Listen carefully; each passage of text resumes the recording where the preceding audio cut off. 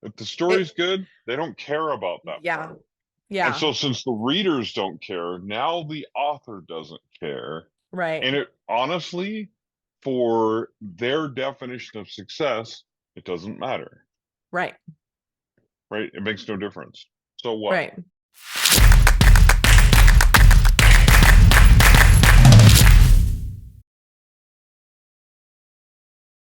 To It give would people an be, overview, yeah, you let's just know, run through them and see what kind of responses we get. All right, we're just right now trying to reach some authors that might actually be paying attention. yeah, exactly. All right. Exactly. All right, I'm going to go ahead and introduce us then. Welcome to an episode of Pros Talking Prose. We're here again to talk about some things that might interest you as an author and how you can become a lifelong writing author and a successful author at that. Today, Troy Lambert and myself, we will be talking about how to make money as an author and how to be a successful author and what that means for you. So I'll start off by just introducing myself. My name is Stacey Smekofske. I am the owner operator of Edits by Stacey. I'm a freelance editor and publishing coach for mostly indie authors, and I work to help authors achieve authorship by publishing their books. Troy, take it away. So, so to follow that, I'm Troy Lambert. I'm a mystery and thriller author, and I've written over 30 novels. I do a lot of editing and book coaching. I'm also the education lead for a software called Plotter. But one of the things that I'm most invested in, and I think I said this last Pros Talking Prose that we talked about, is I'm invested in author success, whatever that definition looks like for you. And so that's part of what inspired this episode is us talking about what author success is, what it means to you, and how do we make money in this game that we're all playing, especially with all the changes that have happened recently. So we're just gonna jump right into it. We're gonna do what Troy and Stacey do best, and that's what we're gonna gab about the biz, right? That's exactly what we do. All right. So, well, we were chatting a little bit before we started this episode. We were talking about some of the things that a lot of authors have come to us with in terms of concerns or aspirations. And Troy and I, we work with a lot of editors and publishing professionals, and this is kind of a concern that seems to be universally shared amongst most of us. That there's a lot of authors out there that they have an idea about what they can accomplish in this business. And sometimes they are led astray by professionals that might just want to take advantage of them in a way to get business out of them and not really help them achieve the goals that they're actually trying to achieve with a realistic expectation. So Troy and I, we kind of want to sit you down like we would a friend or a fellow a fellow family member, and just talk frankly with you about what the business has to offer for you and what it will take for you to achieve your level of success, whatever that is. So first of all, Troy, you brought up a good point. I'm going to let you elaborate on this. You said first we should define success. So will you elaborate a little bit about that? Our first tip is to define success. Yeah, and my biggest thing is when people approach and they'll say, I want to write for a living like you do. And I go, well, let's define what you mean by make a living, first of all, because there is a difference between the amount of money that you need to sustain different types of lifestyle.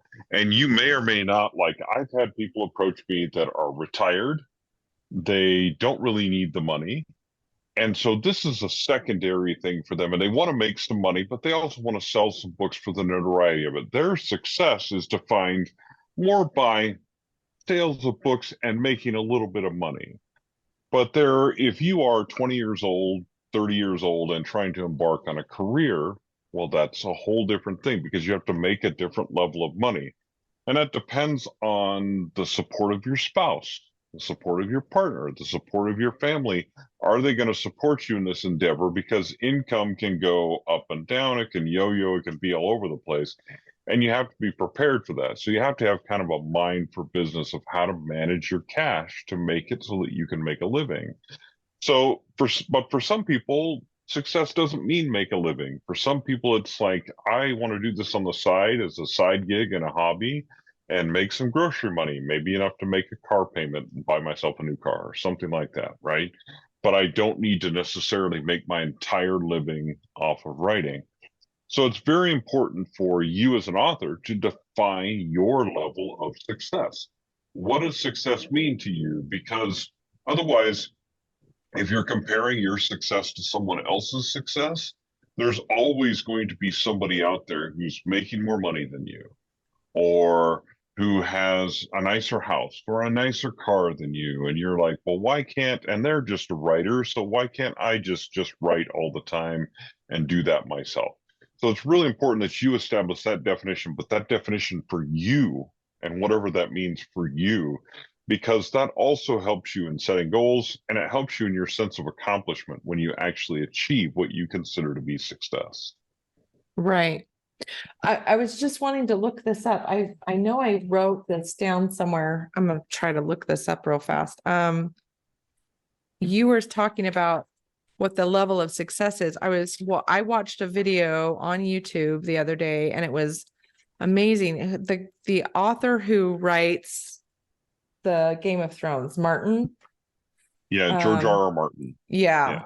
So he's got a cool little video on here about the writing, you know, and the livelihood of authors. And he said that early on in his business, it was not good. It was, you know, there's hits and misses, and there's, you know, moments of I should give up. And there's moments of, okay, this isn't working out for me, and or a publisher doesn't pick you up, and you figure, well, that was a kick in the teeth. And one of the things, though, he said is that you have to have a gut for endurance in this business.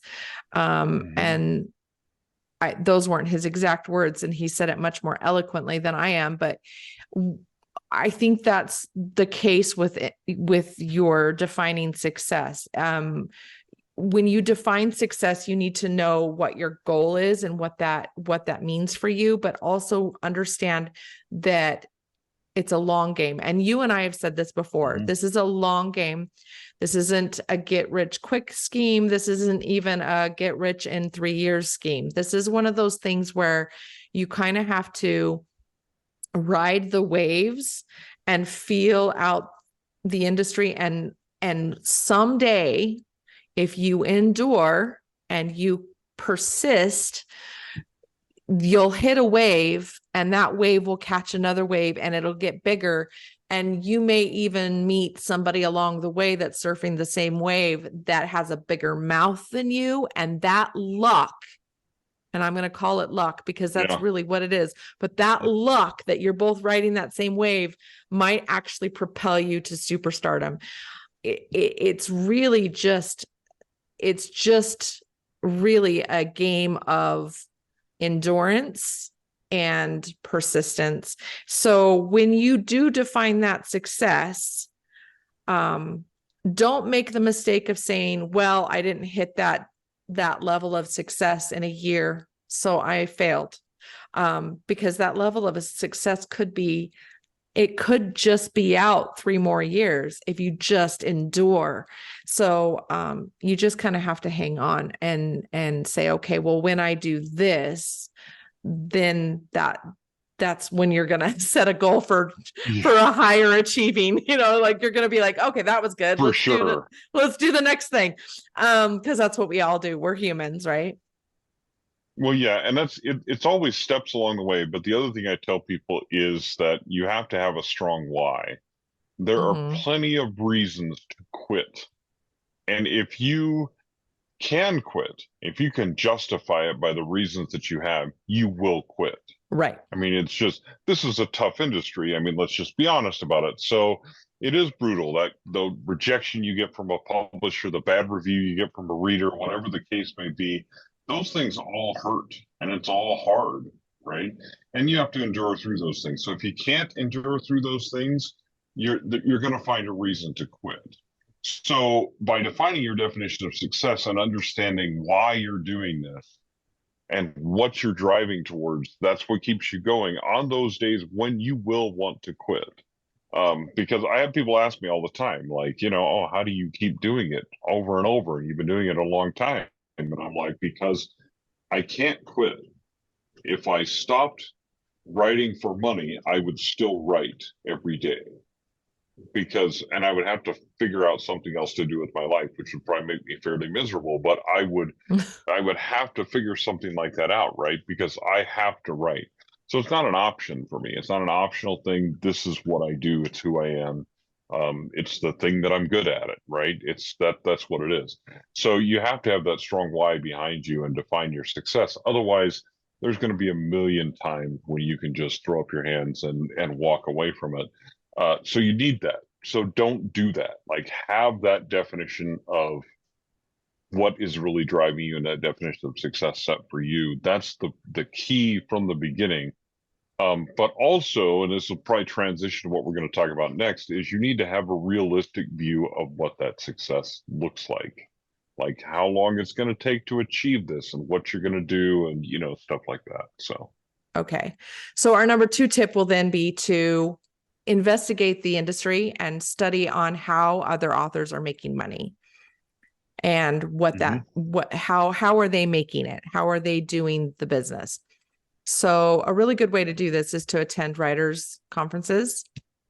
I'm going to go ahead and plug writers guilds here. So if you're not part of your local writers guild, get in there.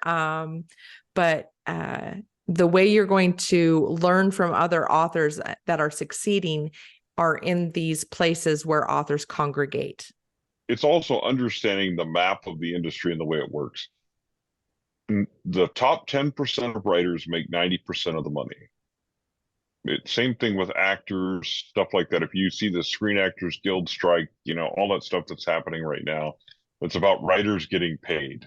Okay. Mm-hmm. Because writers do not make a lot of money typically. Now, there are exceptions to that rule, but the top 10% of writers make 90% of the money. Most writers that are making a living at it are really just what I would call mid-list authors. For the most part, if you read in their genre, you may have heard of them, or you may not have. But they found an audience and they make a decent living kind of in what we call the middle of the bestseller list. They're not on the top all the time, but they're not on the bottom. They're somewhere in the middle, and that's the people that make a living. But when we say a living, I will say that, like, there was a guy talking about this the other day in relation to the writer's strike. 87% of the writers in Hollywood make less than $40,000 a year from their writing. 87%. Because to be in that top 15% is when you're eligible for insurance through the Writers Guild, right? And a good 80%, over 80% of writers are not eligible for that, which means they don't even make that $40,000 a year threshold. Most of them have second jobs, or they do something else that's related to acting or whatever, but they're acting, or to their writing, but they're writing or acting in Hollywood. They do not make a living off of that. If they do make a living off it, they write for Hollywood and they write freelance, or they write fiction on the side or whatever, but they're doing more than one thing. And we'll talk about this a little bit when we talk about streams of income. But if you are just writing for Hollywood, you're probably not making a living at it because the jobs are sporadic. So you generally writing for them, maybe writing for newspapers, maybe freelance writing, doing whatever, but you're doing 3-4 different kinds of writing to make a living as a writer. Even novelists, the majority of novelists do not make a living alone from writing novels. They're selling short stories, they're writing articles, they are doing other stuff, freelance, because that's how you make a living at it, is you have a variety of sources of income. So if one dries up, you're not dead in the water, you have something else. So the expectation, part of that expectation is understanding that the industry, if you're going to make a living at this, you need to have your finger in more than one pie, because otherwise you may find yourself in a position where Amazon changes the rules one day and suddenly you are now out of luck. and like you're not selling any books. What do you do next? So Right. you may find Right. yourself in a bad position. So don't put yourself there. Right. So, I mean, that does kind of segue into the third tip then, and that's to understand those multiple ways you can branch out from just writing a book. Because really you can just write a book and put it out there and see what happens. But the average, I mean, indie published author, doesn't make more than $1,000 a year. Yeah. And I wouldn't even say that's consistent. I would probably say that's their first year, and then they trickle down to peanuts. So really I would say that if you plan to be an author, you're going to have to know that there are, like Troy said, all those other avenues or facets of income streaming. That being said, besides writing, editing, doing all those other types of ways you can, make money by doing speaking engagements. If you're a nonfiction writer and you're writing something based on your field of expertise, 100%, you're gonna bank on that book by going out and selling yourself at conferences or at events that you can speak on your field, so that you can promote that book, and people from that conference or that speaking engagement will buy your book. But that is not going to be, you're probably not going to be making the most money on your book from the book sales. It's actually going to be from the speaking engagements that it's, bolstered by the expertise of your having written a book. So that being said, they play off of each other. Your book sales are probably not going to exceed your speaking engagement income, but it is something that does play off of each other. In terms of fiction, though, there's a lot involved with making sure that you're making an income on that book. And so aside from those, like we've been talking about, those additional streams of income, I would say our fourth tip then would be that you need to learn how to publish in multiple mediums. So we talked a little bit about this. I've had several authors come up to me and say, okay, I just want to have a paperback and I'm going to publish it on Amazon. And I'm like, that's it? Like, you're missing out on a lot of readers that don't read paperback books. So you're not even going to try to do a digital book here? So I'm going to list them. You've got on one book, you can publish a print, paperback, or hardcover, or both. You can do you can even do a jacketed version of a hardcover. I mean, there's lots of versions of that people are interested in. If a book collector is really into you, sometimes you could go and do that. Then you also have audiobooks, and you also have digital books, your e-reader books. Am I missing any of them? No, although there's branches under those, because, well, actually that's probably the next point where we talk about distribution. But yeah, you should have as many editions of your book as you can. Now, a brief word on audiobooks is that producing audiobooks is both harder and more expensive than you think. I'm actually, over the last couple of days, audio has been trickling in on my most recent audiobook that the narrator and producer are producing it, and they're sending me the audio, which I have to listen to because I am the final proofer of that audio, right? And that's a very expensive and lengthy process. And if you think, well, I'm just going to narrate it myself, I'm just going to read it, that is also harder than you think. Now, you can do it, but you need to do it in the right environment with the right sound equipment. There's all kinds of things that you have to do to make that actually work for you, right? So when it comes to different choices, understand there are production costs that come with each one. So you need to understand what those are because you need to sell enough books to make up for that. Now, and that's we can talk about that when we talk about distribution and the other part of this, which is actually marketing. Right. Because if you think that you're just going to throw a book out there and you're going to throw all the editions out there and the people are just going to come because you have such a great book, you're probably not correct in that. Inevitably, the book that is not marketed does not sell. Like I have a client right now that I'm working with that I did ghostwriting book for, and you can see when he makes a television appearance or something like that happens, you can see sales spike on that day. Right. Boom, sales go up. Then they go back down to what I would call normal daily levels. And then another marketing push happens and boom, they spike up and then they go back down to normal daily level, right? That's what we would expect to see because it's based on what marketing you do. So we can talk about that a little more in detail later, but Right. just understand if you're going to produce all those editions, it's going to cost you money and Right. you're going to want to find a way to make that money back. Right. Exactly. So let's just do that. Let's just say number 5, you're talking about marketing. That's your fifth way you're going to make, or how authors make money is they have to market that book.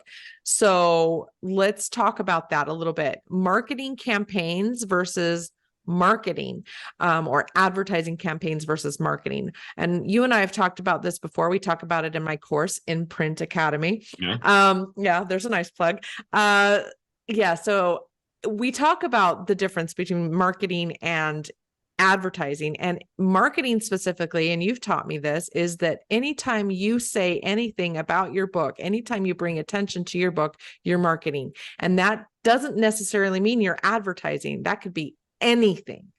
So let's talk a little bit just briefly about marketing and what advertising campaigns specifically. I will say, let's talk a little bit about what that means for launch campaigns, because that's usually the first one that people are thinking about, and what that looks like for an author who's looking to make a living at this job.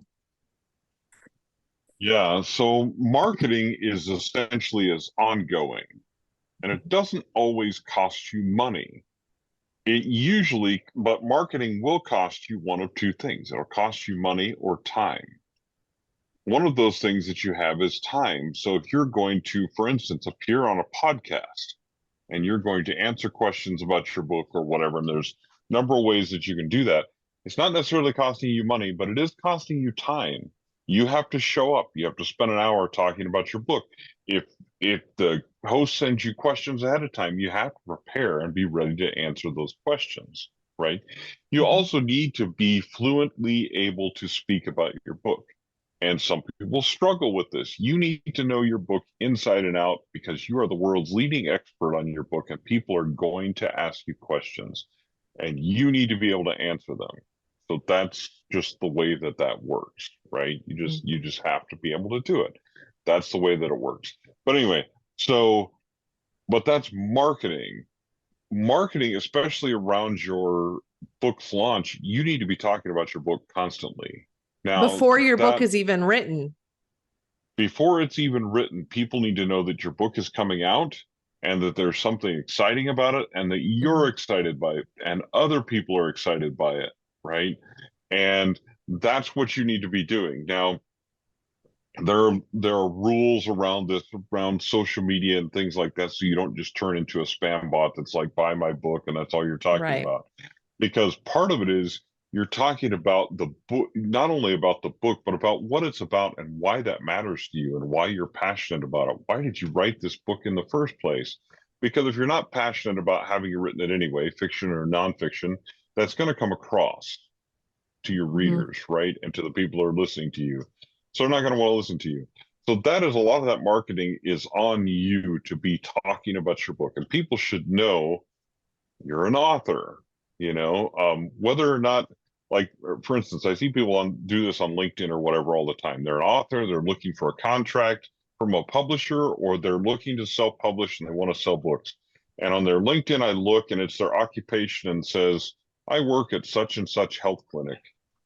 Who cares unless that's your goal? Or right? unless that's your specialty that you're writing your book about.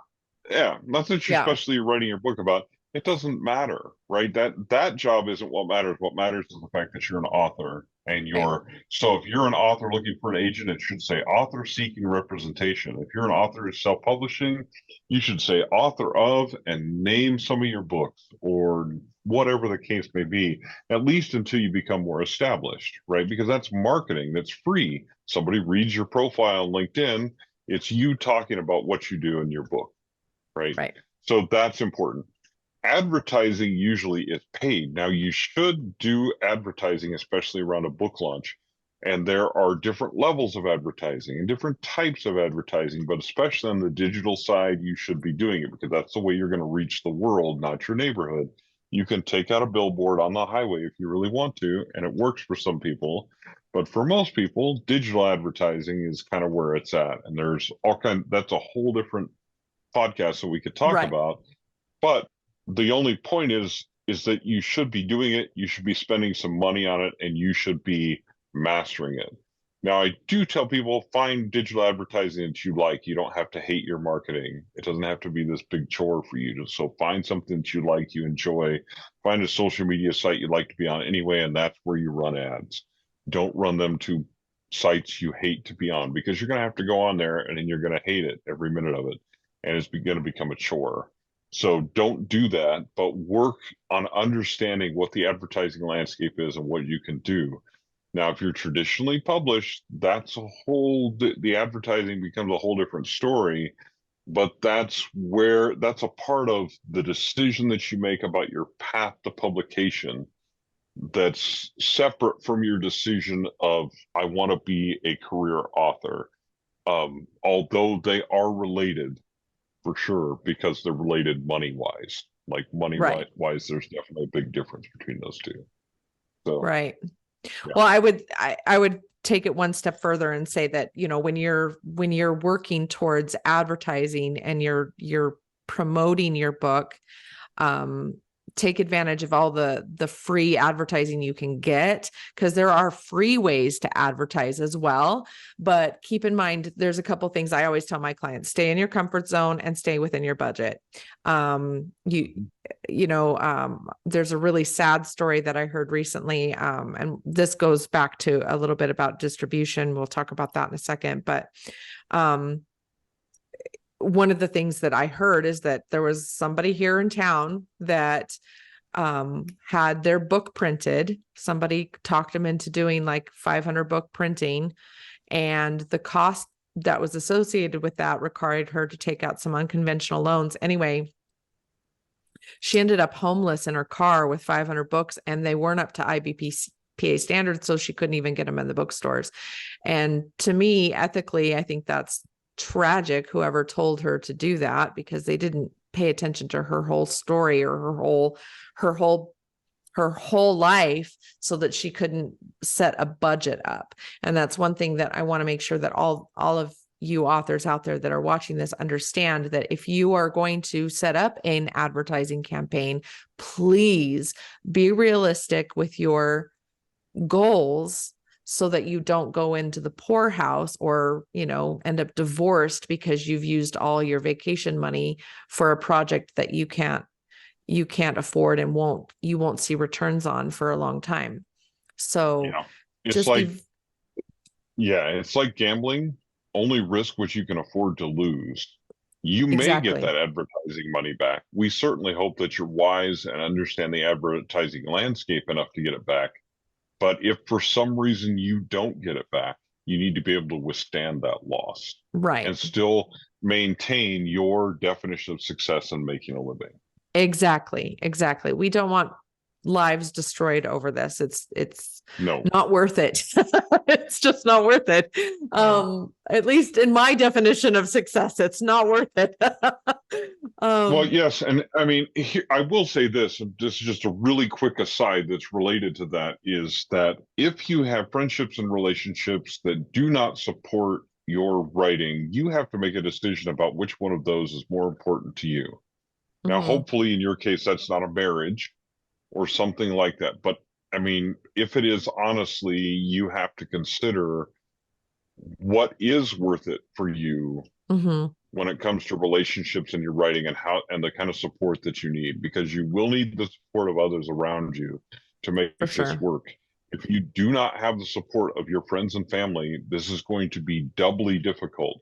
And that's something we can talk about again, In it, yeah, in another podcast that later could be a on, whole other story. because I will I have some sad stories I will tell you. I'll tell you about 3 years of my life that I almost didn't make it out of because Mhm. I was in a very, very bad position. And I will never, ever, ever put myself in that position again, ever, Mhm. regardless of what it takes. Right. So, I mean, that's like I said, that's a whole other story. But I will say this as part of your definition of success and part of this whole thing is looking at your relationships around you and the support that you have. And this is why you don't risk more money than you can afford to lose. And what I mean by you is you, not your spouse, not your entire family. Your kids are not willing to sacrifice for you to advertise your novel. Right. Okay. So don't do it. Don't do it. That's not the right way to go about things. If you have questions, get some help from somebody, ask some questions, please, because you don't want to have those bad things happen in your life. It's not good. Exactly. Exactly. So yeah, I can't say it any better than that. So please just be smart. Use some common sense here. All right. So we're going to move into this because we've touched on it a couple times. Now we're going to dive in. Let's talk about the number 6th tip that we're coming up with, and that's going to be distribution.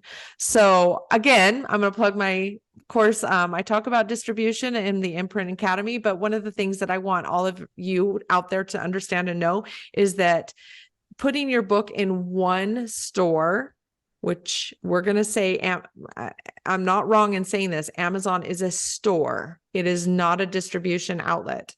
It is a store. When you put your book in Amazon, you're essentially putting your book in one store. Now, yes, that store services 80% or 85%, I think, up to this point, of book buyers in the US market. But that doesn't mean that it's the only place you should put your book. Am I right? Mm-hmm. Well, okay. So before you talk yeah. about doing it 100% on your own, like when you sell on your own website, let's not go there. Let's talk about stores first. No. We're going to talk about distribution to stores first. We're not going to talk about your own website because that's a whole different ballgame. And we could actually do a whole other.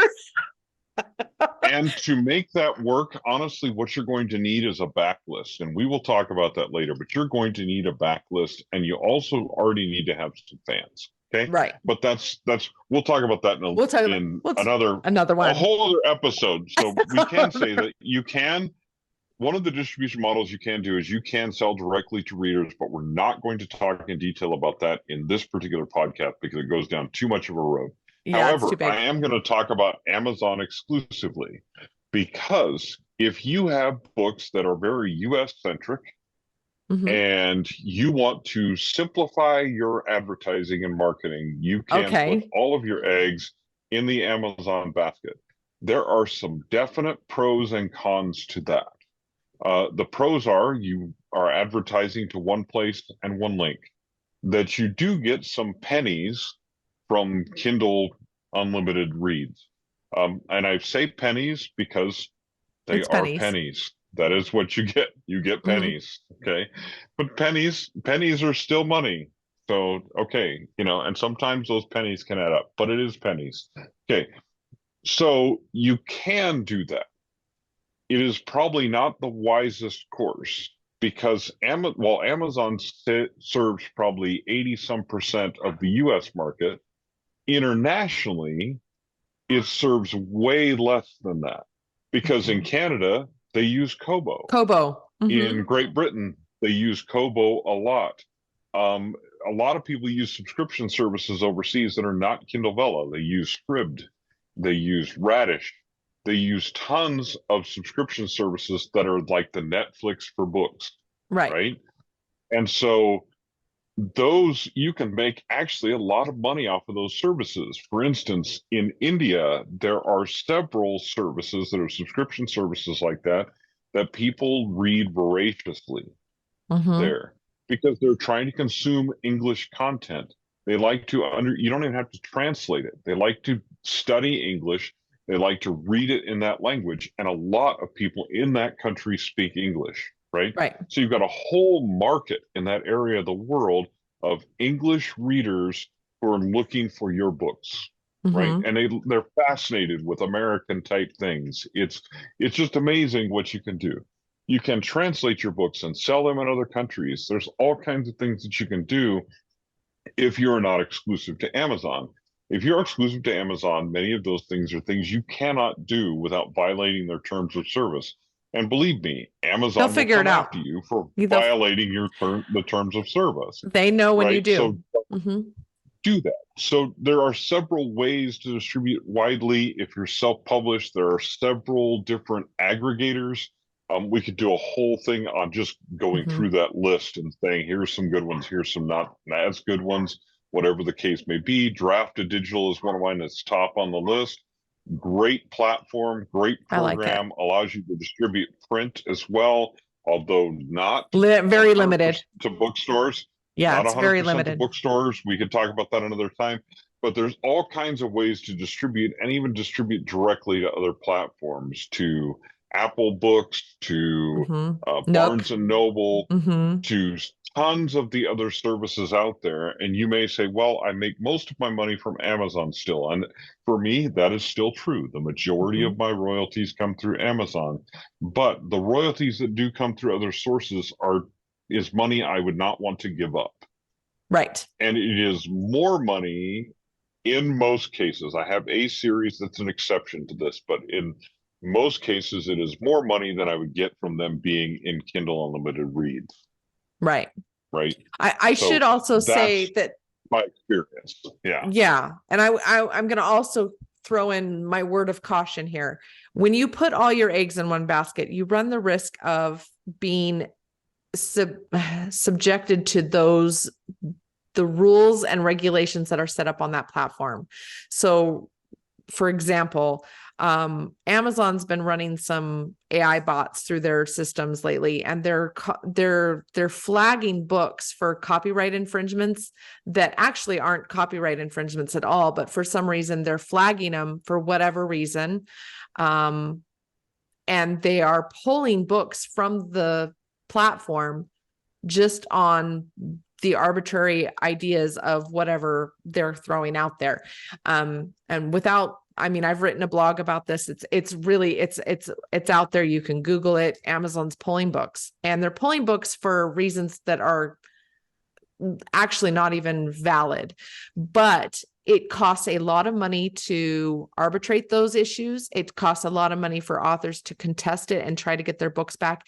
And 99% of the time, they don't get their books back on that store. So if you are only in Amazon and Amazon's bot for some reason finds that you're somehow in violation of one of their terms and agreements, then you can be banned from that platform and not be able. And then what you've done is you've got no book out there in the market. So we recommend, and I know a lot of authors that do this, we recommend distributing your book wide is what we call this. And that means putting your book out in more than one platform. So choosing multiple platforms that you can put your book in so that you're distributed in multiple stores. And then that way you have the option as an author, which sounds much more professional than just saying my book is on Amazon, to be able to say, my book is in bookstores everywhere. Find my book in your favorite bookstore. And that's a much better position to put yourself in than to say, oh, I'm on Amazon. And just so you know, when you distribute wide, you're doing exactly what the trad publishers are doing. So if you're indie publishing and you're doing this yourself and you say that, as opposed to I'm just an Amazon, you've already leveled up your game. You're already competing with the big boys. So just keep that in mind, that you want to distribute wide so that you're not in a bad position if for one reason or another, a bookstore decides to go belly up or pull you for no reason. Yeah. Well, yeah. And this is about So you'll hear me talk about this in almost everything that we talk about. It's about responsibility and control, Exactly. right? Everything's about responsibility and control. And the wider your distribution, the more things that you have under your own control. You're Right. responsible for those things. But don't get me wrong, that adds responsibility to your plate as an author, but you also give yourself another level of control. And that, for me, that level of control is worth the effort to go beyond. And at some point, we'll talk about going what we call wider than wide. Right. Okay, and that's a whole other topic. But the wider your distribution, the more places that you can offer your work, the more control you have, and also the greater your income potential is. I always say income potential because it's largely dependent upon other actions that you take, like the marketing and advertising we talked about. But you have potential to make more money in those places. Okay, so then you just touched on it. Number 7.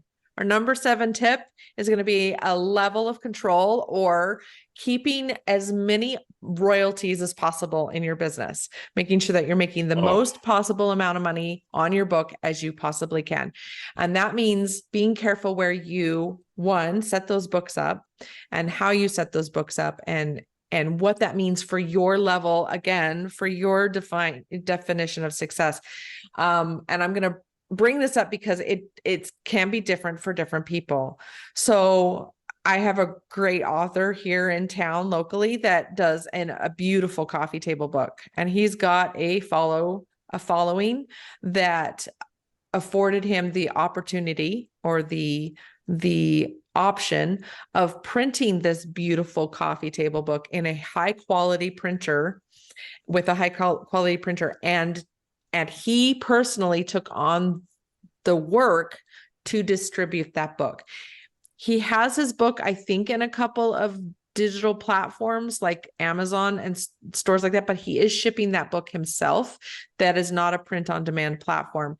And he was able to not only sell all of his books, but make that his money back. And then I think he made like $25,000 profit within 2 months of his book launching. He did it right. And by right, I mean, he advertised, he set up his platform, he made sure everybody was prepped and ready for his book, and he continually markets his book.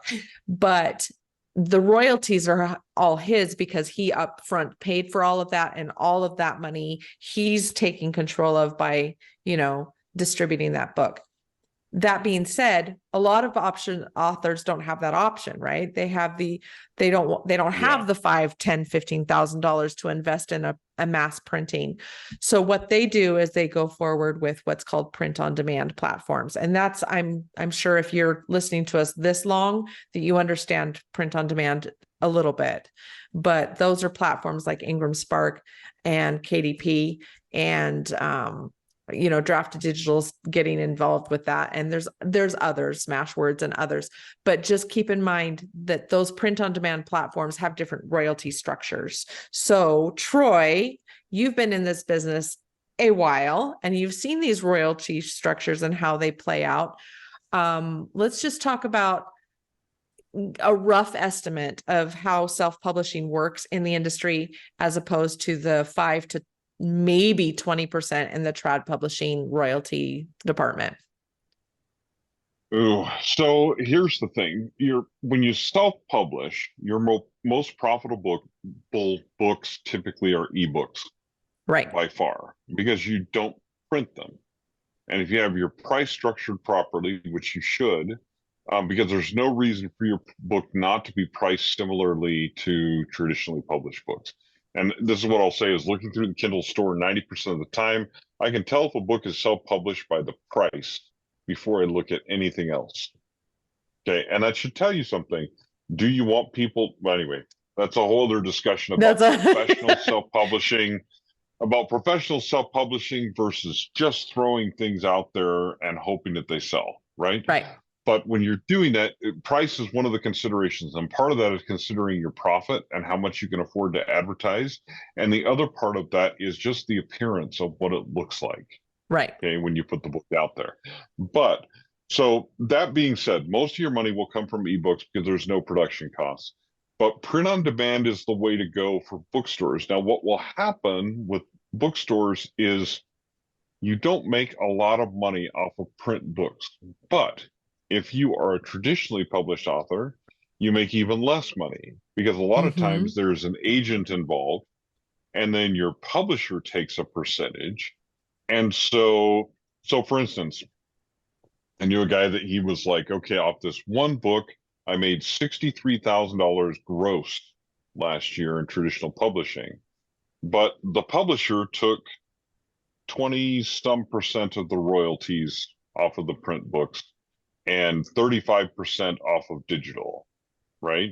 So they took that percentage. His agent took another 13% off of each of those.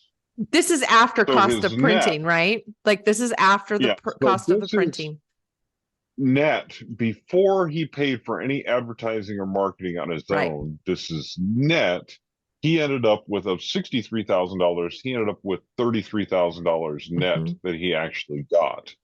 The gross was $63,000. $30,000 went to his publisher or his agent, or the split between the two in royalties. And what he ended up with was a little less than half Right. of that. That's what you can expect from traditional publishing because they do sometimes a lot of the work for you, but they don't do all of the work for you. You still Mm-hmm. will need to market and advertise. Otherwise, you won't sell as many books, and your net that you're going to get back from them is going to be lower. That being said, there are some self-publishing authors who run ridiculous amounts of ads, and they do the exact same thing. They get a little less than half of their gross because they're spending 60% of their income on ads. Mm-hmm. Okay. So that's a part of the reality. But all this to be said is that as generally as a self-published author, you control more of that. I can spend less on advertising and get more gross or more net potentially into my bank account. As a traditionally published authors, those percentages are set, and that's not anything that I can control. I can't even control how many books sell or how they're distributed or where. I have zero control over that. Whatever my publisher does for me, I get whatever they give me in return minus whatever my agent's cut is if I have an agent, right? So the percentage of money that you receive is significantly less. The more middlemen people that you have involved, the more money that each of them is going to take out of your final pie. Now, again, then those people are responsible for some things that you're not responsible for. When you're a self-published author, you're responsible for all of it, but Mm-hmm. all of the royalties are yours. So exactly like that guy that printed all the books, right? And then he keeps 100% of the proceeds from that. Everything above the cost of printing, he keeps. Now he can spend some of that on advertising, he can do other stuff like that, but his primary thing is he keeps all of that chunk to do with whatever he wants to do with, right? And if that turns out to be $25,000 in a couple of months, that's pretty dang good, right? Now, of course, he has to create more books to keep that momentum and Right. keep on doing that kind of thing, which is probably one of the things we're going to talk about next, is that you need to keep writing books. But the percentages of what you keep are huge. I go to Amazon or most other retailers, and I keep between 60 and 70% of my royalties at a minimum off of ebooks. As a traditionally published author, you might get 30% Right. off of and it's the same book, the same royalties, and the publisher doesn't have any more production costs than you do. Right. They're Actually, they have exactly the less. same They across the might board. actually have Yeah, they less have less because if they have their own they printer. print in bulk. Yeah, they print Mm-hmm. in bulk or they have their own printer. And so their expenses are actually lower than yours. Mm-hmm. But it doesn't matter. They're still going to keep all the They're money. still going to keep all the So money. that's your division of. So the other thing is when you sign a traditionally published contract, have an attorney look it over for the Yeah. love of See, all that is holy, or you will get ripped off. they will get ripped off. I Plain and was just simple. going to say, let's just do a full disclosure right here. First That's of all, just always have your contracts reviewed by an attorney and always talk to a tax accountant about your money coming in. Make sure that you're set up in such a way that you're going to make sure that you're not going to get hit with a huge tax bill later, and that you're set up appropriately for the income that you're bringing in. So if you are, your level of success is, you know, $30,000 to $60,000, that's going to require a tax bill. And so make sure that you're talking to an accountant to make sure you're set up correctly. You know, you will anything have over a huge tax bill. you I'll just tell you, will. you will have a huge tax bill, even if you have things to deduct. But the key is to have a tax savings account, Right. and be prepared. Be for that prepared. tax bill. Exactly. Exactly. Yeah, it's part of So the deal. yeah, Part of the deal. part of the deal, Anyway. part of being and you know, there's a reason we call this an authorpreneur business. You are an entrepreneur as an author. And so my second love besides books is business. And on the business side of things, you need to treat this as such. Make sure that you're thinking of this as a business, and that what it takes to be in business are all these things we've been talking about. So, okay. So you touched on it. You said, keep writing books. Let's make that our number 8.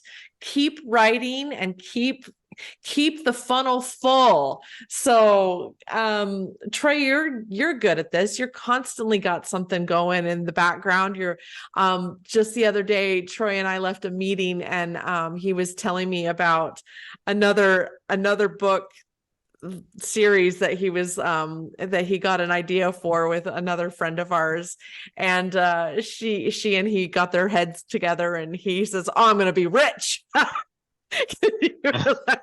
you're like, I've got this great idea, it's gonna be awesome. And it just made me laugh so hard, because I was like, yeah, because you got to keep it going.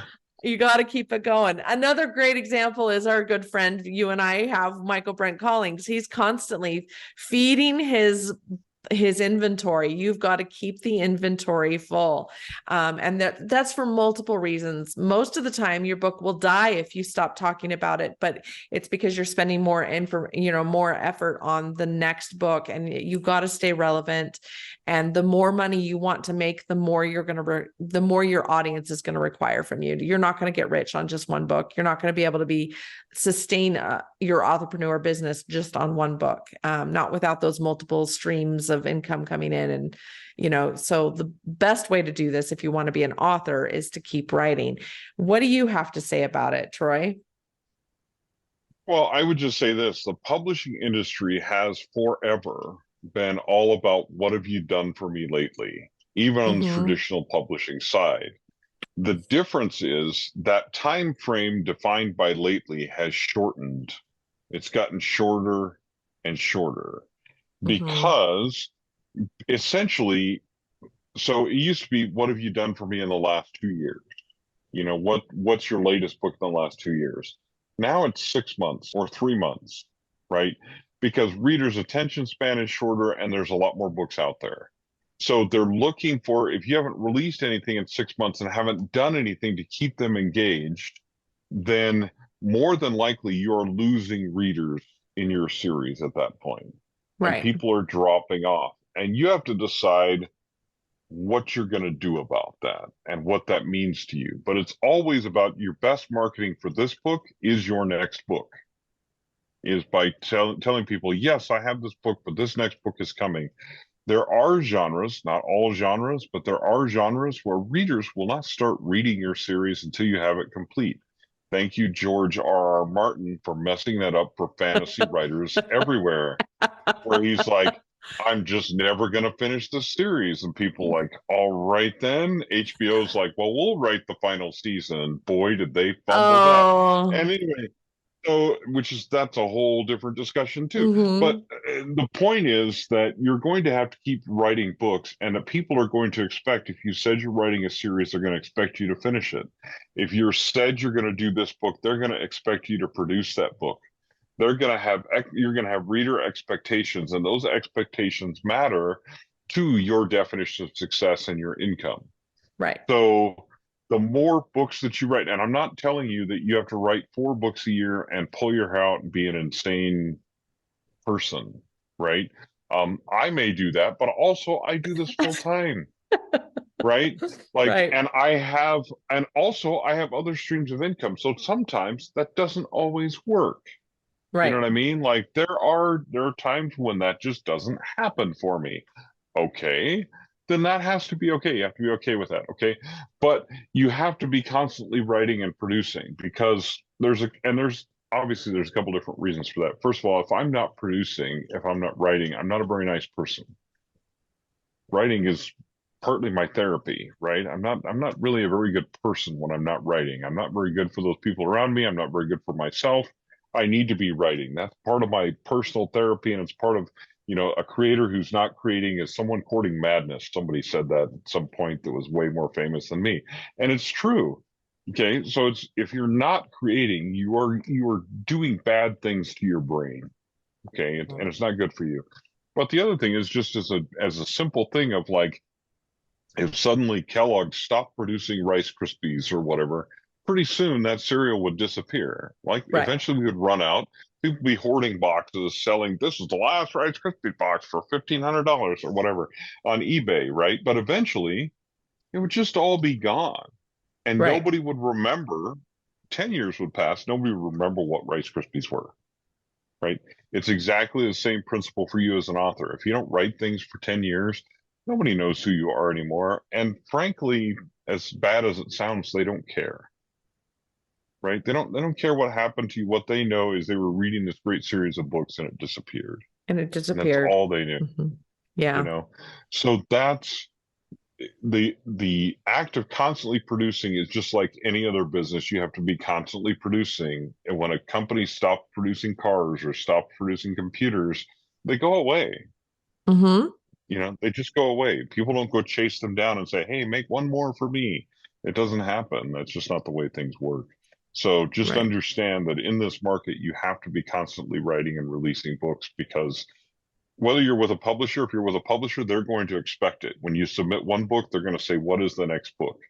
I'm working with a guy right now that his first book was traditionally published this year, and the second one is done and in production, and he's working on the third right now.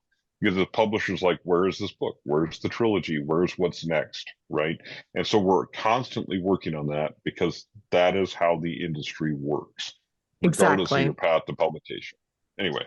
Exactly. And yeah, I have the same thing. Multiple of my clients who are working on series, and you've got to, I love it when they tell me, I contact them and say, okay, let's get into the formatting of this sucker. And they're like, oh, I'm already like, a quarter of the way with book 2. And I'm like, good, keep going. Cause that needs to be done quick. Yeah, faster the better. Okay. So Yeah. let's do our final tip, which is number 9. I love it because it's going to be like 9 tips. The last one is polish your manuscript and publish professionally. And what that doesn't necessarily mean publish traditionally. There's a difference here. I'm making a distinction. Publish professionally. So we are professional editors. That's my full-time gig.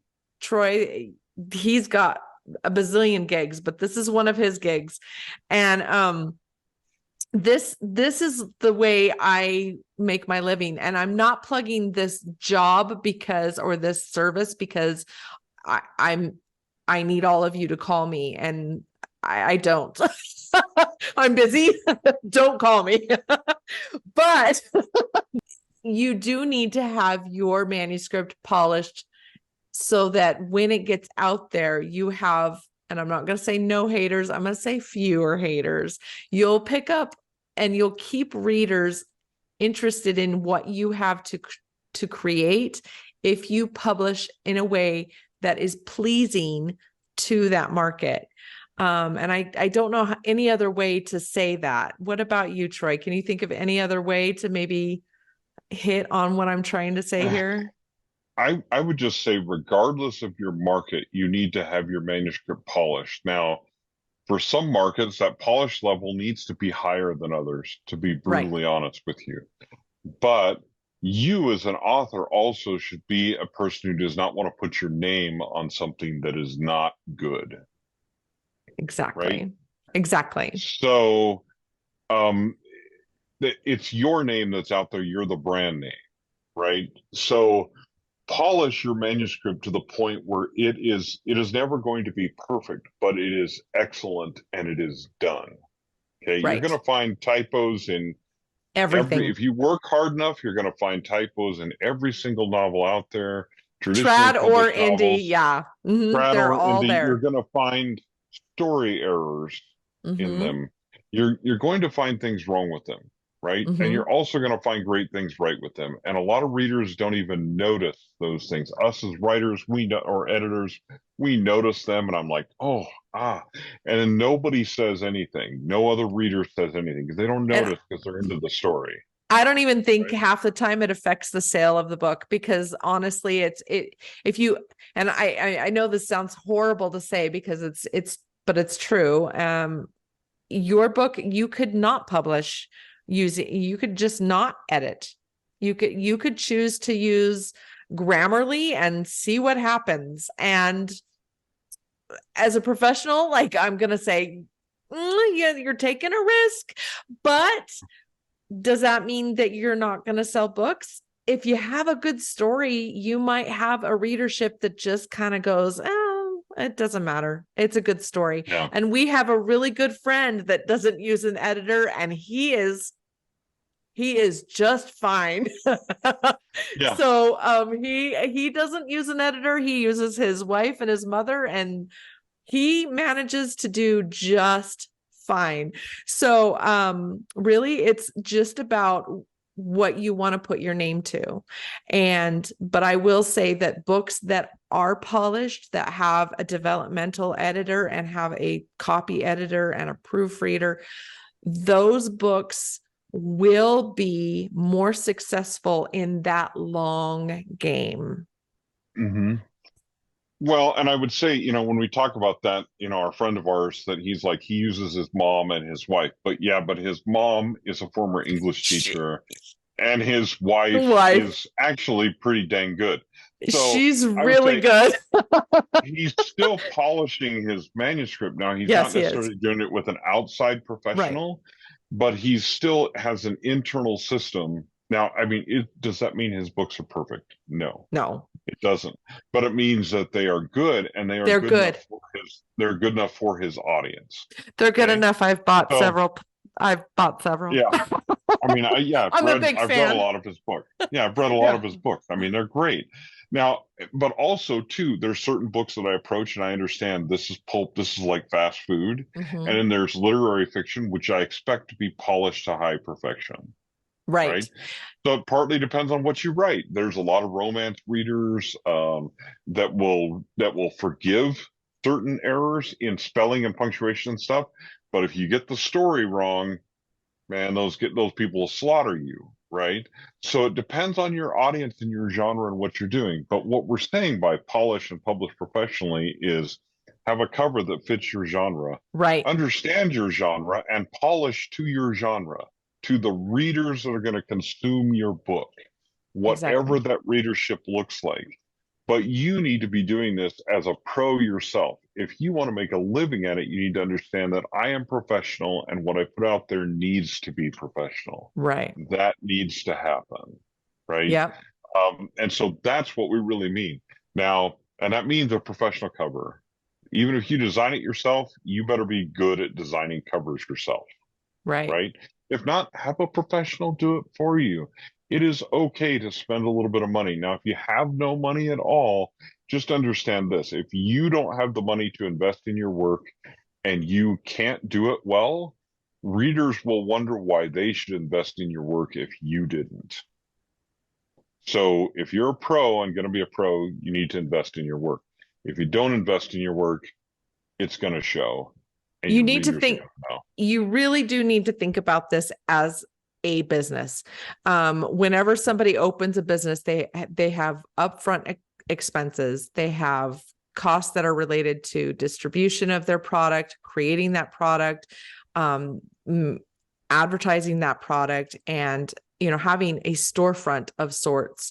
So all those things are related in any kind of entrepreneurship, and you're going to need to think about that as you're going and embarking on this this adventure. And so whether you're traditionally publishing or indie publishing, it doesn't matter. You're going to need to know this industry. And so I'm going to do another huge plug of my course in Print Academy, because it does walk you through this industry. It goes through whether you're going to trad or indie, it will walk you through what you need to know so that you know how to navigate these things that Troy and I are talking about, like your cover and like your contracts and like how to distribute your book and what your trad publishers are going to do and what they're going to expect from you on your author platform, which is something we didn't even touch on in our 9 tips, but it's something that you have to have in order to make this business work for you. And that goes along with marketing and everything else. But just keep that in mind, that you're going to embark on this huge journey, and you don't just say, well, I'm going to start making shoes that are going to compete next to Nike, with Nike, and I'm going to sell them to athletes, and football players around the world are going to buy my shoes. And you don't do any research on how shoes are manufactured. You don't get the right product. You don't do any research on like how that, or you don't even go into like manufacturing and figure out the costs involved. Like if you did none of that, it would be ridiculous for people to think that you could even open a shoe store. So, I mean, keep that in mind, that this is just another facet of business, and you need to really dig in and invest in yourself and invest in your book in more ways than just writing one. Just because you wrote a book doesn't mean it's going to succeed. There's so much more involved. So we're just saying, as your friends, take a little bit of time and effort and put it into your book. Put it into your book, and not just the writing of that book. I mean, the book, the business, your authorpreneurship. Yes. Well, yeah, the business of writing. I often tell people it's like this. People underestimate the amount of education it takes to be a full-time author. And that doesn't mean college. In fact, most of the time, it really doesn't mean college. And again, that's a whole other discussion that we could have. However, what it does mean is you need to understand not only the craft of writing, but the business of writing as well. If I go out and I say, I went to this restaurant once and I had a bad meal and I think I can do better because I can cook better than that. So I go down the street and without doing any research, I rent a building and open a restaurant. How likely is it that I'm going to be successful? Even if I can cook the best barbecue in the world, if I don't run that business correctly, it's not going to make any difference. I'm going to go broke very quickly, because the way you make money, a small fortune from a restaurant is start with a large one. And you can very quickly make a small fortune out of that. It's that because that's the way it works, right? That industry is very difficult to manage. It's the same thing with writing, is you can make a small fortune writing by starting with a large one if you don't do things and think about this as a business from the very start. And these tips are just the tip of the iceberg. The tip of the iceberg. And we'll be talking about a lot of these things as we go through different episodes of this YouTube channel and stuff, and these videos, because we want to talk to you about, honestly, about the different things that matter to you as an author. But one of them here is, probably the primary one is that definition of success and setting up your expectations for what it actually takes to do this job. Let me tell you, it's worth it. It's worth every sacrifice and every minute of it. But I'm not going to tell you that it's not going to be work, because that would be very foolish of me. Right. And that was the point of today's message, is just making sure that you guys understood that, we want to make sure that you succeed, but we also want you to make sure that you have a realistic idea of how that has to come about, how that comes about. So thank you so much, Troy, for talking with me again today. Thank you all for listening, and subscribe and like, so you know when we're going to put out another one. We'll try to put another one out again in 2 weeks, and we'll see how well we can keep this ball rolling. But Yep. anyway, maybe next time we talk, we'll go over we've touched on so many good topics like Audible and all of that, but you know, we'll put out there what we're going to talk about next week, and you guys just come and see what we're going to talk about next time. Thanks again. All right. Thanks, everybody.